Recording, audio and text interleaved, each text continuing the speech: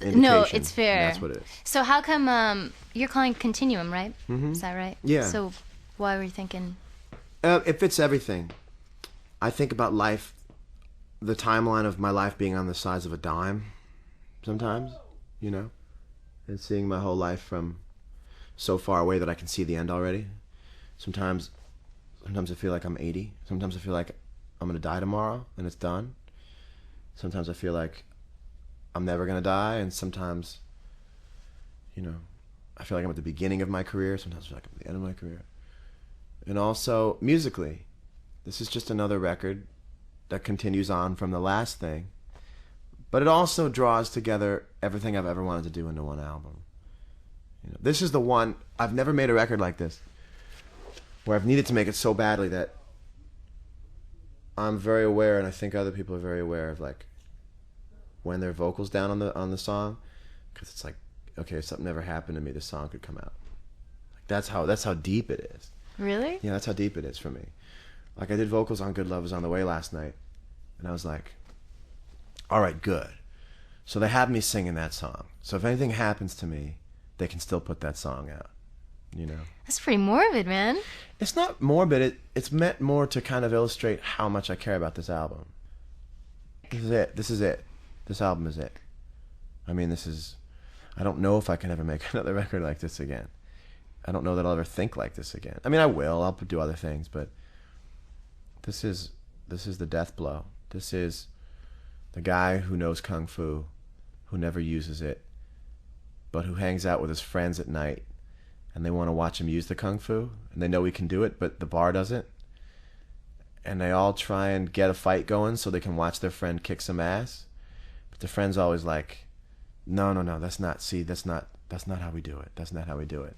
But then one night someone truly messes with the guy, and his 3 or 4 friends are looking over like, I can't wait for this. And then just one punch to the sternum, and the big guy is just down on the ground. He's wheezing and he's crying. You're like the Keith Carradine in this situation. Yes. This is the Kung Fu death blow for anyone, my brothers especially, who've heard me play guitar and when I was growing up. And when Room for Squares came out, they went, where's the guitar? Like, where'd the guitar go? You know, because until Room for Squares, I was a guitar guy. And then when I moved down to Atlanta, I didn't mean to, but I ended up playing acoustic because I wanted to play. I didn't want to do band rehearsal. I thought it was so backwards to, like, before you play, have to meet guys and, like, hit it off with a bunch of guys in Atlanta. I got to go in a room with a bunch of guys and hit it off and, like, get them all to play my music. I'll go buy a guitar and do it tonight.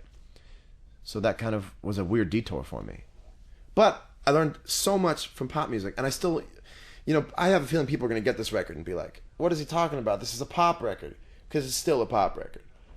But so it's not, we're not going to, like, people who are listening to Try, they're not going to pick up this album and be like, this is there's between, an obvious... No, this is between Try and Room for Squares. I think that's actually very safe to say. This record will be between Try and Room for Squares. When you guys were on the road, let's talk a little bit more about that, because was this sort of like non-stop taping every show? I mean, how many shows did you end up taping for this? We taped all the shows, but we could only really use half of them because we had to have the record mixed by, you know, fourth week of the tour. So we were mixing on the road. So we really only took the first 2 weeks. And we ended up taking just from a couple shows, 2 or 3 shows. 3 or 4 shows, maybe. Was there stuff that didn't make it on that you really wish there'd been some room for? No. You felt like this really did it? Yeah, we were so young as a band. We still are so young as a band. There's a couple tunes that there were a lot of good versions of.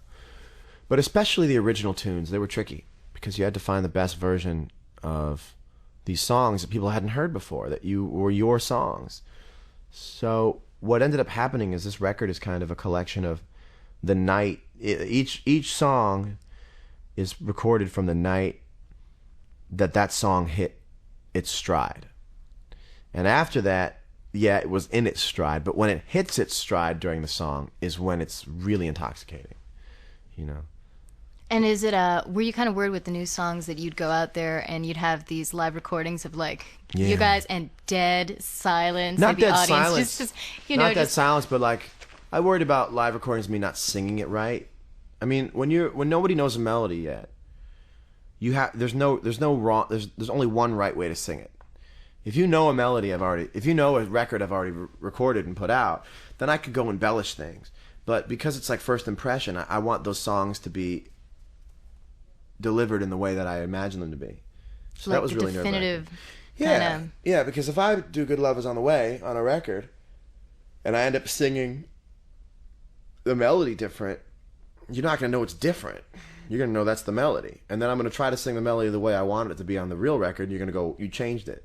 So you kind of have to represent your first idea. So that was a little nerve-wracking, was getting those songs to speak for what I wanted them to be. You put a Hendrix cover on the record. You put Ray Charles on there. Yeah. Was that kind of? I mean, did that seem obvious to you, or just a little ballsy? Also, the Hendrix cover is always. I mean, covering Hendrix is an incredibly ballsy move.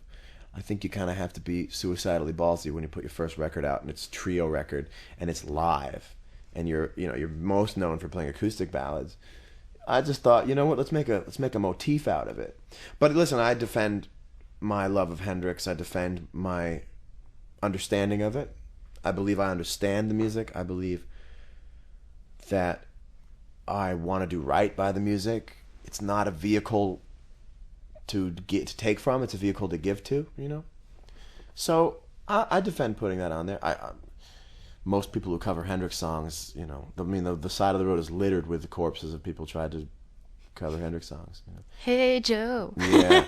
Well, we didn't. It would have been a different thing had we gone out and covered Voodoo Child or covered Little Wing or Foxy Lady.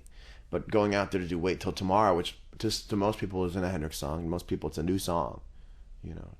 Most people, it's nobody's song. Which is fun for me. Because I'd rather play the songs that not a lot of people know. I mean, my favorite Jimi Hendrix songs are like Bold as Love, Driftin' off Cry of Love, which is now some chopped up MCA record. But, Driftin', Angel, One Rainy Wish. Those really beautiful, sullen, but so colorful, sad Hendrix tunes. I love them. I think they're the best music around,